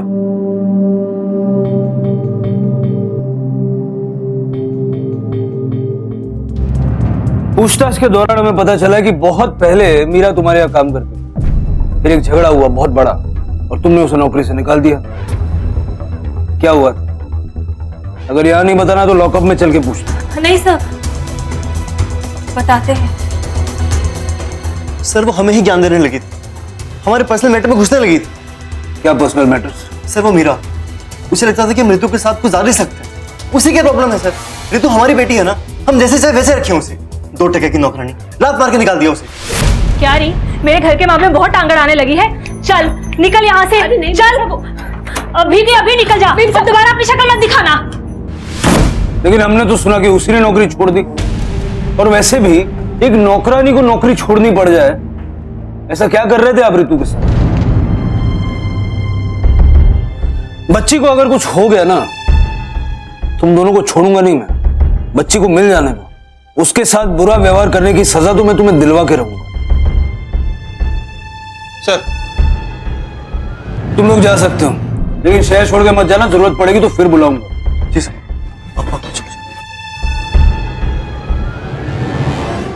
सर रितु के माँ बाप और नीलम सभी के बैंक स्टेटमेंट चेक किए। 25,000 रुपए का ना तो कोई ट्रांजेक्शन हुआ है और ना ही कोई चेक काटा गया है मीरा के नाम। क्या करें सर? गोखले ऐसा करो,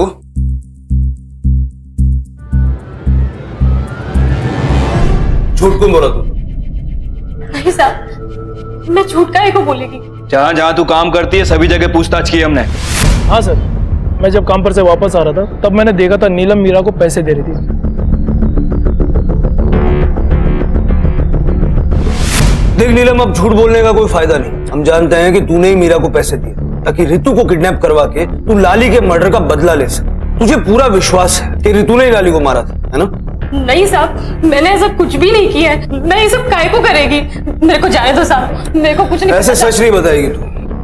नहीं साहब, मीरा को पैसे क्यों दिए थे? बताती हूँ साहब, मैंने पैसे दिए साहब, लेकिन रितु को नुकसान पहुंचाने के लिए नहीं साहब, अपनी बेटी लाली को बचाने के लिए। ये सारी चीजें किशोर की वजह से हुई। बोल कर सारे पैसे दारू में उड़ा देता।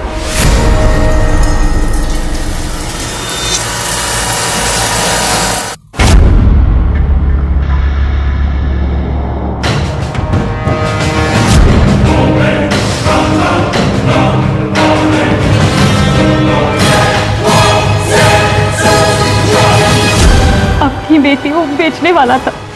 मैं नहीं चाहती थी कि मेरी लाली के साथ कुछ भी ऐसा हो, और सब लाली को बचाने के लिए मेरे पास सिर्फ एक ही रास्ता था। मीरा, मुझे सिर्फ तेरे पे ही भरोसा है मीरा। तो मेरी एक मदद कर दे। तो लाली को कहीं दूर छोड़ा, बहुत दूर। लेकिन नीलू देख, तेरे को जो मांगता है ना वो मैं तेरे को देगी। तो मेरा इतना सा काम कर दे, नहीं तो उसका बाप उसे वैश्या बना देगा। मेरा छोड़। मैं जानती थी कि मीरा को पैसे की जरूरत है, मीरा को पैसे दिए। मैंने ये सोचा कि मेरी बेटी बच जाएगी, उसे कुछ नहीं होगा। सब ठीक हो जाएगा।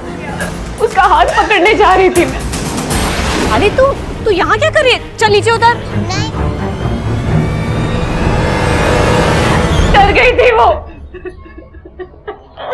मुझे माफ कर दे नीलम। क्या बोलती मैं मीरा को? और तुम्हें उसकी बात पे विश्वास है कि एक एक्सीडेंट था? अब विश्वास करूं या ना करूं, का कोई फायदा नहीं। अगर लाली को बचाना था तो पुलिस के पास आती। क्या मिला ये सब करके? खो दिया ना अपनी बेटी को।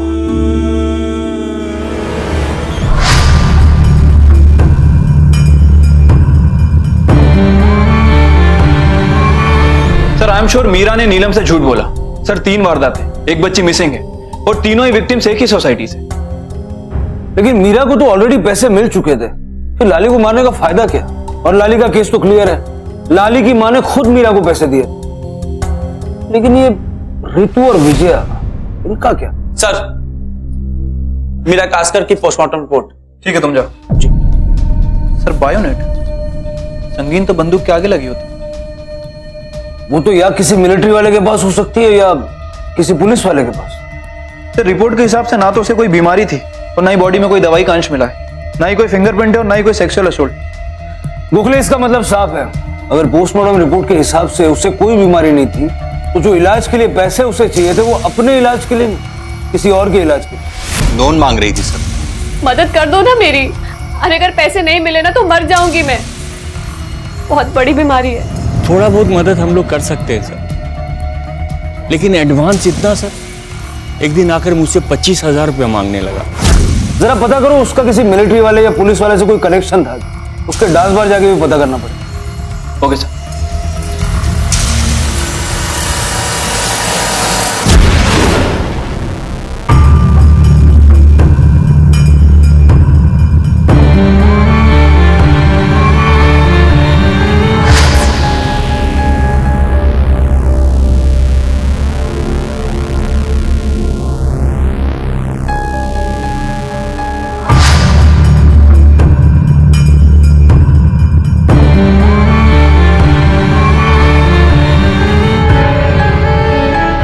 चले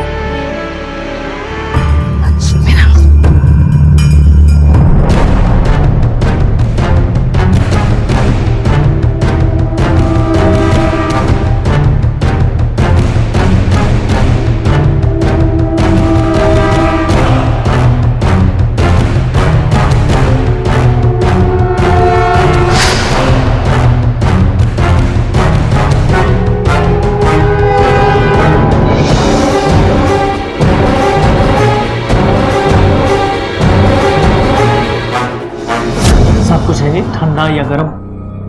ये ठंडा गरम छोड़, लड़की के बारे में बता। ये तो साहब चंदा है। साहब बार डांसर्स के ज्यादातर 2 नाम होते हैं, एक बार के अंदर और दूसरा बार के बाहर। इसको हम लोग चंदा ही बुलाते थे। इधर ही काम करती थी साहब, अच्छी लड़की थी और कई लोग इसके ऊपर फिदा थे।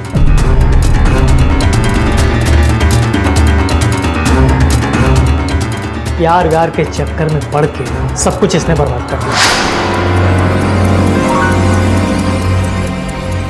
इसके पति के बारे में जानता है? इसके फिल्म में वही तो कॉमेडी है साहब। पति के चक्कर में तो उसने इधर काम करना छोड़ दिया और उसका पति 1 नंबर का बेवड़ा है।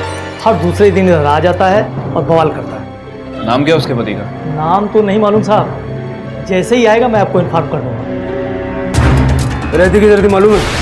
मीरा को जानती हैं? हाँ साहब, मेरा इधर ही बड़ी हुई है। ये घर उसकी माँ के नाम पे था। उसकी माँ के जाने के बाद मेरा इधर ही रहती थी। और उसका पति? हलकट मानुस, रोज झगड़ा करता था उसके साथ। उसको घर बेचना था और मीरा को रखना था। एक बार तो जबरदस्त तमाशा हुआ, मीरा ने उसको सबके सामने घर से बाहर निकाल दिया। वे हलकट साले निकल यहाँ से, दोबारा नजर मत आ जाना यहाँ पे। अब बहुत चर्बी चढ़ गई तेरे को। हाँ निकल यहाँ से, निकल। अरे चल चल, बहुत जगह तेरे। अरे जा जा, तू जा यहाँ से, हट। देख लूंगा तेरे को। तब तक मीरा भी कहीं चली गई और ये घर बंद पड़ा है साहब। मीरा के पति का नाम क्या था? उसकी शक्ल याद है आपको? साहब सुनील साहब, सुनील नाम था।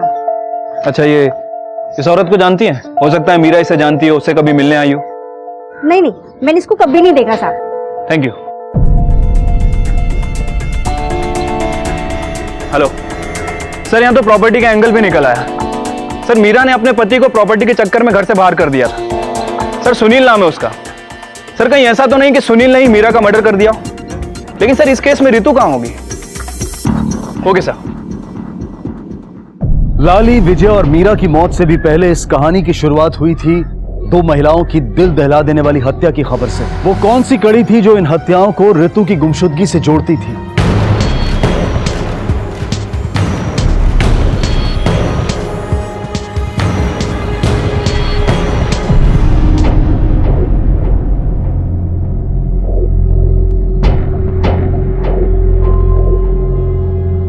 कदम सर, ये अपना मलाड जुरिडिक्शन में एक मर्डर केस इन्वेस्टिगेट हो रहा है। विक्टिम का नाम मीरा कास्कर है। केस डिटेल्स निकालो, पता करो कि केस कौन हैंडल कर रहा है। Okay sir. क्या मीरा की हत्या के पीछे उसी के पति का हाथ था? हलकट मानुस, रोज झगड़ा करता था उसके साथ। क्या रितु भी बदकिस्मती से इसी गुनाह की गवाह बन गई थी, या फिर उसकी गुमशुदगी के पीछे उसका अपना परिवार जिम्मेदार था?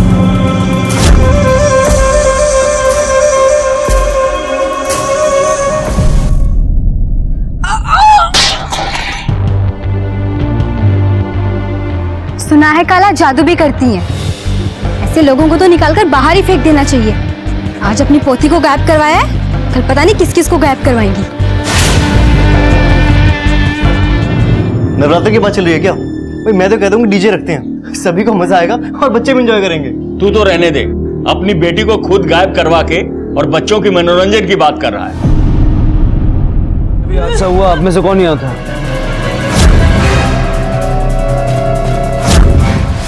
हाँ मैं। तू कौन है रे?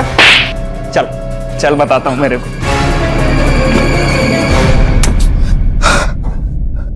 रितु का कौन? रितु साहब? वही रितु जो सुलेखा सोसाइटी में रहती है, 8 साल की बच्ची। इसका किडनैप किया है तूने। बोल कहाँ है?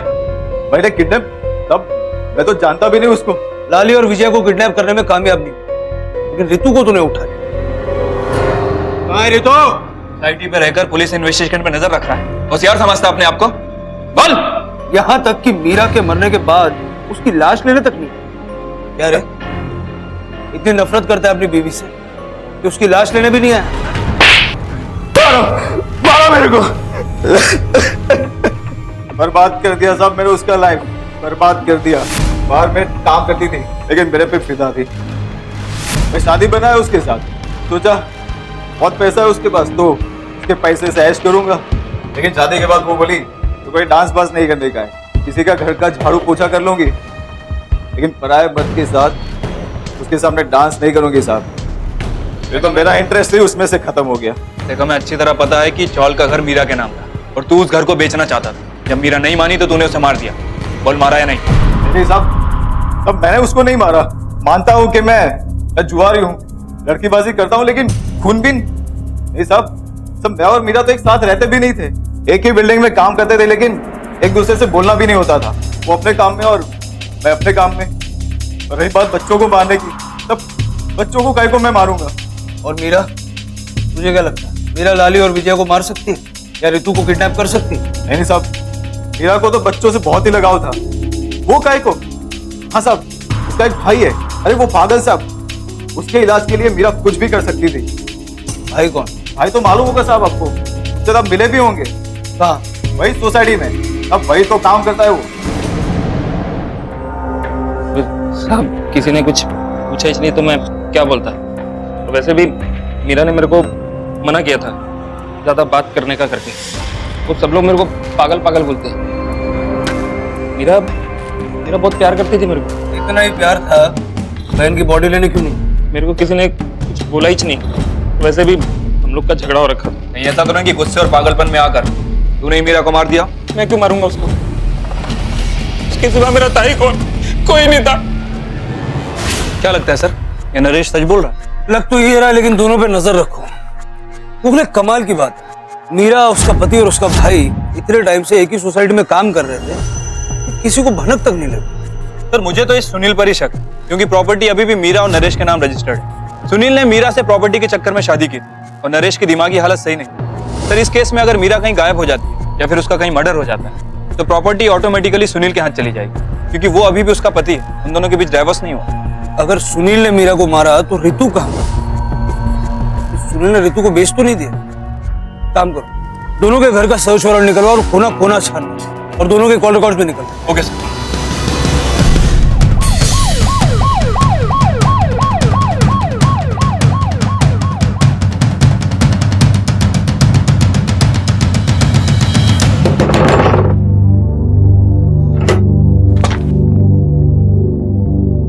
घर की तलाशी ले लेते रहो। मेरे घर की तलाशी? T shirt.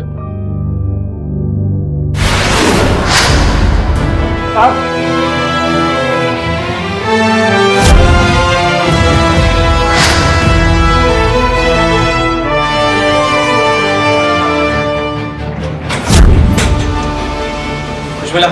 नहीं सर। मात्रे को बोलो उसके घर जाके समझाए। सर सुनील के कॉल रिकॉर्ड के हिसाब से सुनील सच बोल रहा था, वो मीरा के कांटेक्ट में नहीं था। लेकिन सर एक नया नंबर सामने आया। सुनील अक्सर इससे बातें किया करता था, किसी सोना के नाम रजिस्टर्ड है। कौन है ये सोना? सर इसके बारे में तो कुछ ज्यादा पता नहीं है, मैं इसकी डिटेल्स निकलवा रहा हूँ। उखले कहीं ये सोना वो स्केच वाली औरत तो नहीं है? अब तक हम सोच रहे थे कि वो स्केच वाली औरत मीरा की पार्टनर है। ये भी तो हो सकता है कि शायद सुनील इससे मिला हुआ हो। उखले इस सोना को ढूंढना होगा, क्योंकि अगर ये सोना स्केच वाली औरत है और सुनील इससे मिला हुआ है तो इट इज क्वाइट पॉसिबल कि सुनील ने अब तक उसे अलर्ट कर दिया होगा। स्विफ्ट एक्शन लो गोखले। Okay sir. सर आपने जो बोला था दहिसर ईस्ट वाली मीरा कास्कर के बारे में, ये है उसकी पोस्टमार्टम रिपोर्ट।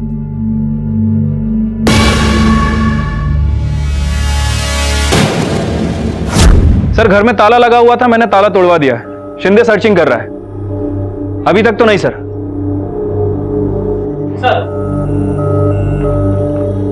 सर अंदर कुछ नहीं मिला। सर मैं आपको बाद में कॉल करता हूँ। एक मिनट सुनना, आप दोनों यहीं रहते हैं? हाँ साहब। अच्छा, इस औरत को जानती हैं? हाँ साहब, यही सोना है। तुम्हें पक्का यकीन है यही सोना है? अरे साहब यहीं पे रहती है। पहचानूंगी नहीं क्या? सिर्फ सिंदूर लगाती थी। सिंदूर? शादीशुदा थी क्या? नहीं साहब, मतलब मालूम नहीं, उसके पति को कभी देखा नहीं। उसके पास तो अलग अलग आदमी आते थे, साहब बार में नाचती थी वो। अच्छा, ये सोना कौन से बार में काम करती थी? रूबी रोज डांस बार। ठीक है साहब, काम तो यही करती है, लेकिन 3-4 दिन से दिखी नहीं और फोन भी नहीं लग रहा है। इसके घर में भी ताला लगा और यहाँ भी किसी को कुछ नहीं पता। खैर, इस आदमी के बारे में कुछ पता है? ये सोना के पीछे बहुत चक्कर काटता है, लेकिन जब से वो गायब है ये दिखा ही नहीं। सोना और इसका कोई चक्कर वक्कर था? कस्टमर और डांसर के बीच में क्या चलता है हमको क्या मालूम। ठीक है शिंदे, लेकर आओ इस सुनील को, हम लॉकअप में सच उगलवाते हैं। Yes sir. तो आपके कहने का मतलब है कि ये सारे मर्डर एक दूसरे से कनेक्टेड हैं? जी, 2015 के हैं दोनों मर्डर केसेस, झरना पटेल और प्रीति सिंह। ठीक उसी तरह जिस तरह मीरा कास्कर को मारा गया है। मैंने तीनों के पोस्टमार्टम रिपोर्ट्स को कंपेयर किया है। हमारी इन्वेस्टिगेशन के हिसाब से तो ये किसी सीरियल किलर का काम लगता है। कांस्टेबल पाटिल का फोन आया था, सुनील घर से गायब है। पड़ोसी ने उसको हड़बड़ी में भागते हुए देखा। इस केस की शुरुआत एक मध्यम वर्गीय रिहायशी इलाके से शुरू होकर अब मुंबई की अंधेरी गलियों में छिपे डांस बार की दुनिया तक आ पहुंची थी। ये साफ था कि रितु के साथ देखी गई महिला कोई और नहीं बल्कि सोना ही थी। मैं रेडी हूँ, शॉपिंग चले? चल आज। सुनील की फोटो सर्कुलेट करवाओ और एक कांस्टेबल सुनील के और सोना के घर के बाहर भी तैनात करवाओ। हो सकता है कि सुनील अपने या सोना के घर जाने की कोशिश करे। Okay sir. हेलो, क्या? ठीक है सर, एक और बॉडी मिली है।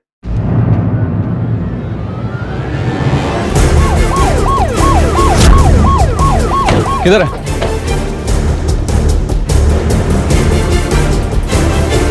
सर ये तो सोना लग रही है। शिंदे, बॉडी को पोस्टमार्टम के लिए भेजो और रिपोर्ट हाई प्रायोरिटी पे मंगाओ। एक सेकंड इंपॉर्टेंट है। Yes sir.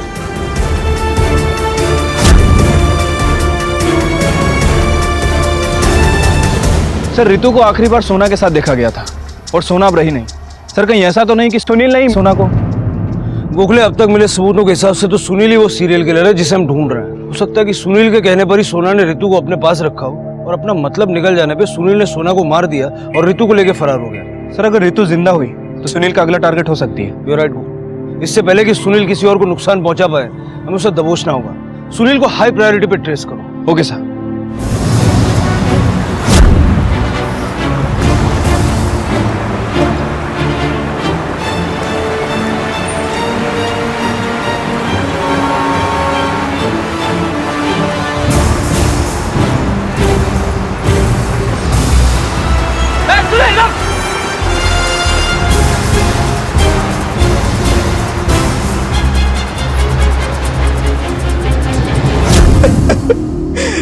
साहब मैं डर गया था, सच्ची डर गया था साहब, लेकिन आई शपथ मैंने कुछ नहीं किया साहब। मैंने मीरा को धोखा दिया, उससे छुपा के लफड़े किए, लेकिन नरेश को क्या? सब नरेश को उल्टी सीधी दवाई मैंने ही दी। वो पागल हो गया और सर उसका दिमाग सटक गया। तब वो पागल नहीं था, मैंने ही जो उसको पागल बनाया ताकि मीरा की प्रॉपर्टी उसके साथ बांटनी ना पड़े, है ना? उसके बाद मीरा को भी मार डाल। नहीं साहब, तब मैंने कुछ नहीं किया। तब मैंने जो किया मैं सब बता दिया। इसके अलावा और मैंने और कुछ नहीं किया साहब। कहानी सुनाना बंद कर, समझा? सोना के साथ क्या चक्कर था तेरा? पार्टनर थे ना तुम दोनों? मार दिया ना तूने उसे? सोना को मैंने नहीं मारा साहब। और पार्टनर सब वो मेरी पार्टनर नहीं थी सर, वो तो मुझे भाव भी नहीं देती थी। नफरत करती थी तो फोन पर इतनी बातें क्यों करता था उसके साथ? बोल। तब उसका नंबर मुझे एक बाउंसर से मिला था। मैं एक्टिंग कर रहा था साहब, दिल्ली की एक पार्टी बन के। उसको भी इंटरेस्ट था तो वो भी बात कर रही थी।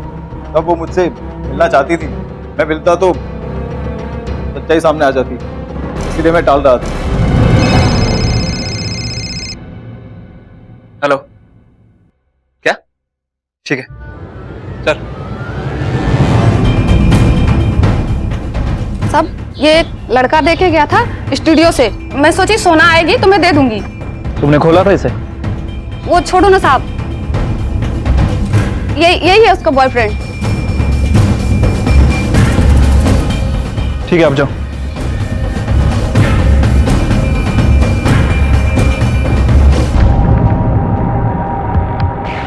हेलो सर, हम लोग गलत सोच रहे थे। सोना का चक्कर सुनील के साथ नहीं बल्कि किसी और के साथ चल रहा था। Okay sir.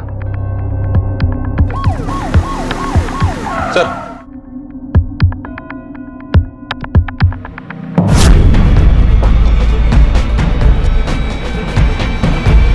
बोलो उसको पकड़ो।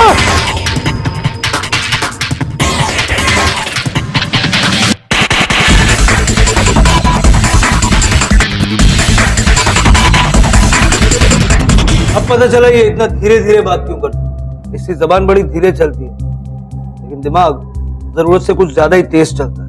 पागल नहीं, शातिर। लेकिन अब तेरा खेल खत्म। अब तू सीधे सीधे सब कुछ बताएगा या मैं अपने तरीके से उगलवाऊं? साहब, मीरा मेरे इलाज के लिए लाली को गायब करने वाली थी, मालूम था मेरे को। मीरा, तू लाली को मुझे दे देना। इतनी दूर उसको अकेली छोड़ने का क्या फायदा? मैं रखूंगा ना उसको अपनी बेटी बना के। पागल है क्या तू? अरे सुन, सबको लगेगा कि तूने उसे किडनैप किया है, जेल में डाल देंगे तुझे, समझा ना? लाली के साथ जो हुआ उसको देख के मेरे को लगा ये तो मैं भी कर सकता हूँ। किसी भी छोटी बच्ची को अपने साथ लेके जाके मैं अपनी बेटी बना के रख सकता हूँ। फिर मैं, बच्ची और सोना। सोना को कैसे जानता है? साहब, बीवी तो वो मेरी, लेकिन वो घर पे रुकती ही नहीं थी, रोज चली जाती थी, पता नहीं क्यों। सोना,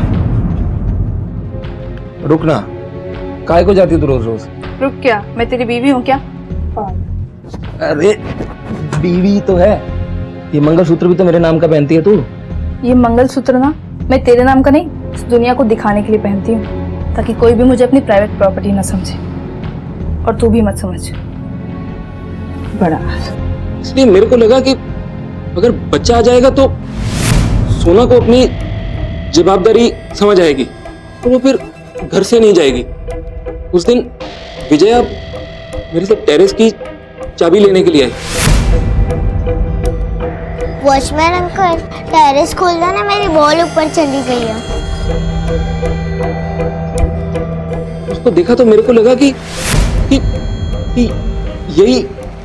यही मेरी बेटी है। इसको अपने साथ लेके जाऊंगा और अपनी बेटी बना के रखूंगा, और मैं, वो और सोना एक साथ मस्त फैमिली की तरह रहेंगे। लेकिन वो नहीं मानी। बेटा तू मेरी बेटी बनेगी ना? हाँ, और मैं तेरा पप्पा, सोना तेरी मम्मी। बेटा मस्त फैमिली के जैसे रहेंगे, बहुत मजा करेंगे। मैं पापा को आपके बारे में सब कुछ बता दूंगी। नहीं बेटा, लाली के जैसे विजय को भी, रितु बेचारी, उसके माँ बाप को उसकी पड़ीच नहीं थी। मुझे लगा इसको मैं बहुत प्यार दूंगा, बहुत। आजा बेटा, चल बेटा।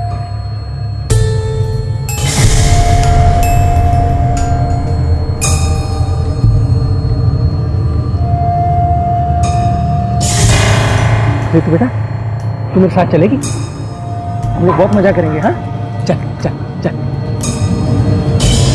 लेकिन मीरा को प्रॉब्लम थी मेरी खुशी से। फंस जाएगा तू दादा, मत कर ये पागलपन।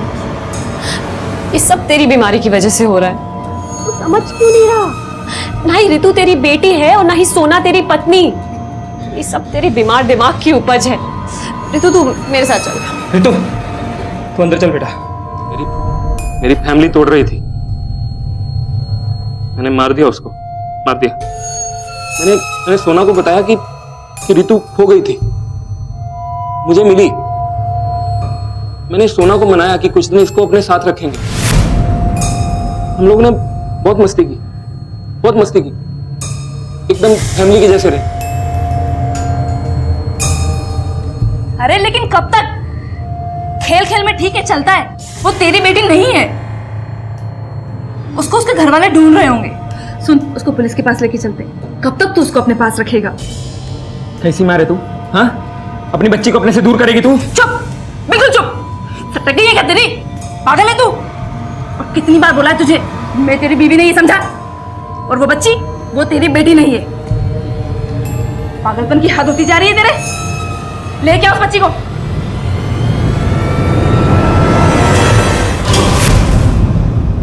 बायोनेट कहां से आया तेरे पास?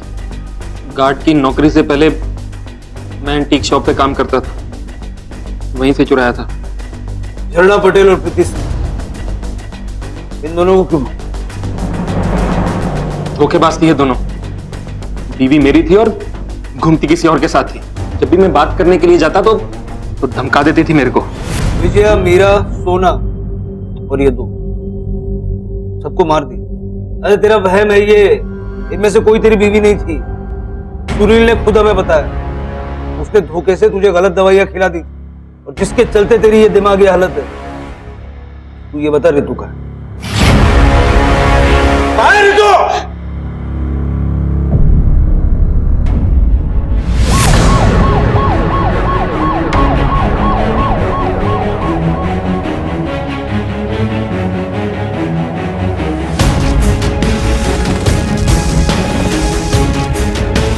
रितु, खोलो। रितु,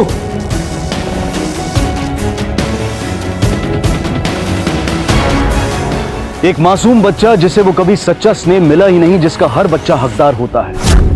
जरूरत, चाहत और जुनून, इन सब में वाकई बहुत बड़ा फर्क होता है। जहां एक तरफ अपने परिवार की चाह में नरेश ने सब कुछ तबाह कर दिया था, वहीं दूसरी तरफ अमन, जिसे कदम कदम पर आलोचना सहनी पड़ी, असल में एक शरीफ और संवेदनशील व्यक्ति साबित हुआ। अमन और उसकी पत्नी, जो अपना बच्चा खोने के बाद एक दूसरे से अलग हो गए थे, आज दोनों एक साथ खड़े थे रितु को कानूनी तौर पर गोद लेने के लिए। शायद यही विधि का विधान था। रितु को वो निष्पक्ष स्नेह मिला जिसकी वो हकदार थी। अब मैं अनूप सोनी आपसे विदा लेता हूं, फिर मुलाकात होगी अगले एपिसोड में एक और चौंका देने वाले केस के साथ। तब तक अपना और अपने परिवार का ख्याल रखें और देखते रहें क्राइम पेट्रोल डायल 100। सबक एक को, सीख हम सबको। जय हिंद। इस तरह के और भी एपिसोड देखने के लिए हमारे चैनल को सब्सक्राइब करें और बेल आइकन दबाना ना भूलें।